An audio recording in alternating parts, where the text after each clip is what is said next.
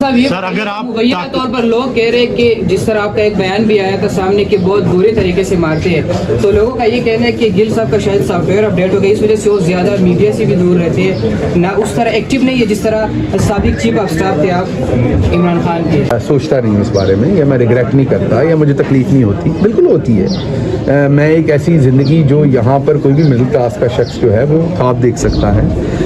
आप ये समझ लीजिए कि अब तो डॉलर के रेट मैंने नए का मुझे नहीं पता क्या है, क्योंकि आप पता करते हैं तो वो 20 रुपये और ऊपर हुआ होता है। तो जब मैं पाकिस्तान आया था तो मैं 35-40 लाख रुपया पाकिस्तानी माहाना तनख्वाह ले रहा था अमेरिका के अंदर। उसको मैं छोड़ के यहाँ पर 4 साल मैंने आपको बताया कि मैंने कोई पैसा भी नहीं बनाया। अभी अगले 2 साल 6 साल 10 साल में सामने आ जाएगा जो मैंने किया होगा। ना मैंने यहाँ पर कोई तनख्वाह ली, मैं सिर्फ अपने मुल्क को अपने दिमाग जो मुझे समझ आती थी, जिस नज़रिए की मुझे समझ आती थी, उसके मुताबिक इस वतन अजीज़ को बेहतर करने आया था। उसकी मुझे सज़ा ये मिली कि मैंने 6x8 के सेल के अंदर भी मैं रहा। मैं खुद 6 फुट से ज़्यादा हूँ, तो आप खुद समझ लीजिए कि 6x8 के सेल में मेरा क्या हाल हुआ होगा। मैं उसमें भी रहा हूँ, मैं उसमें मार भी खाई है बहुत ज़्यादा, मैंने बीमार भी हुआ हूँ, मैं मुकदमे भी भुगत रहा हूँ। मैं बेशहा पैसा लगा चुका हूँ इन मुकदमों से, अपनी हलाल की कमाई का। ना मैंने अपनी पार्टी से कोई पैसा लिया है इन केसेस के लिए, और ना मैंने किसी किस्म की कोई और कोई करप्शन या कोई, अपने ऊपर ये सब कुछ बर्दाश्त कर रहा हूँ और इनको मैनेज करने की कोशिश कर रहा हूँ। पर्पज़ वो नज़रिया था, पर्पज़ इमरान खान का वो नज़रिया था पाकिस्तान को बेहतर करने का, जिसके लिए मैं आया था। ठीक है, मैंने आपको कहा कि कई दफ़ा मायूसी होती है, सोचता हूँ, लेकिन फिर इसका हल किसी ने तो करना है। अगर मैं और आप भी चले जाएंगे तो जो गरीब है वो मजीद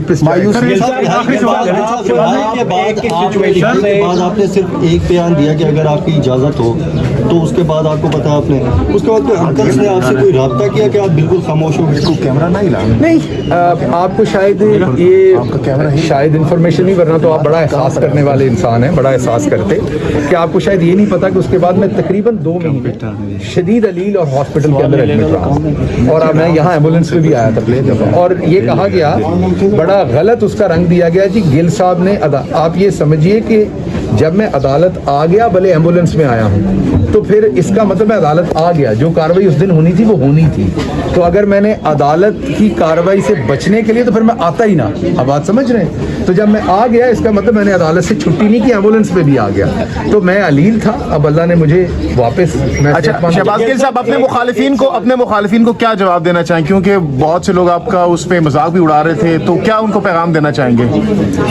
किस चीज़ पे मजाक उड़ा रहे थे? ये जब आप एम्बुलेंस में आए थे, बीमार जब हुए थे, आपकी बीमारी का मजाक उड़ाया गया। मैं उनसे सिर्फ यही कहूँगा कि वो और मजाक उड़ाएं, ताकि अल्लाह मियां मुझे दोबारा बीमार ना करे। अच्छा गिल साहब, तो आप दबा के मजाक उड़ाएंगे। आप इस सिचुएशन के मुतासरा फरीक हैं। जब आपकी हुकूमत आती है तो दूसरी जमातों के रहनुमाओं के ऊपर मुकदमे बनते हैं, जब उनकी हुकूमत आती है तो आपकी जमात के रहनुमाओं के ऊपर मुकदमे बनते हैं। आज जो मुल्क के माशी हालात हैं और दीगर जो सिक्योरिटी इशूज़ हैं, उन सब का जिम्मेदार ये सियासतदान ही है। क्या आप ये समझते हैं कि इनको कब अकल आएगी? आप मुझे कोई एक मुकदमा बता दें जो इस तरह से किसी के बयान देने पे बना हो हमारी हुकूमत के दौरान। किसी एक सहाफ़ी के ऊपर ऐसा मुकदमा बना हो, किसी एक मुखालिफ के ऊपर बना हो सकता है एक आध मिसाल हो, वो भी गलत होगा अगर हुआ होगा। लेकिन जो यहाँ हो रहा है, यहाँ तो प्रिंटिंग प्रेस लग गई है मुकदमों की धड़ाधड़, और वो भी गद्दारी और बगावत के वो भी गद्दारी और माफ़ कीजिएगा, वो भी गद्दारी और बगावत के। और अब ये ना कह दीजिएगा मैं जान के खांसा था, ऐसी आ गई थी खांसी, तो वो भी गद्दारी और बगावत के।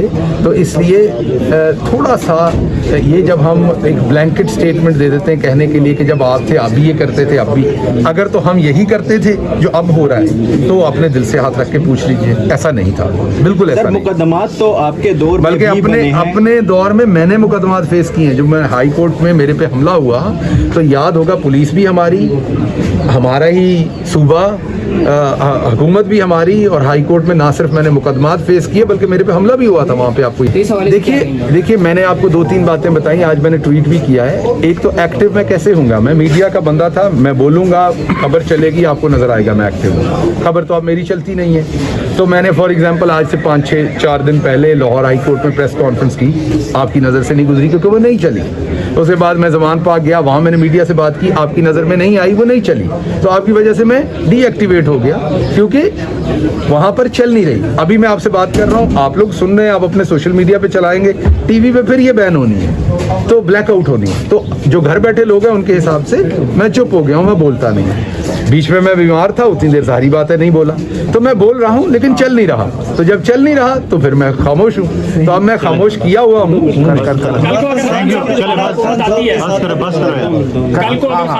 یہ تو میری صحت, میرے مقدمات, میری اللہ نہ کرے وہ گرفتار ہوں, میری صحت, میرے مقدمات سب جیسے اجازت دیں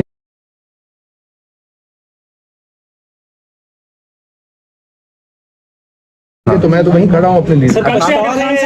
حکومت آتی ہے تو کیا یہ لوگ جنہوں نے آپ پہ مقدمات بنائے, آپ ان سے کوئی بدلہ لیں گے, انتقامی کاروائی کریں گے, یا اگر آپ حکومت میں نہیں آتے دوسرے سے کوئی انتظام کریں گے؟ میں کبھی بھی قانونی طور پہ میں دیکھیے ایک بات یاد رکھیے گا کہ جو لوگ اسٹریٹ فارورڈ ہوتے ہیں نا, وہ سننے میں برے لگتے ہیں, لیکن وہ اندر سے کمینے نہیں ہوتے, وہ اندر سے بدلہ لینے والے نہیں ہوتے, وہ اندر سے سازشی نہیں ہوتے.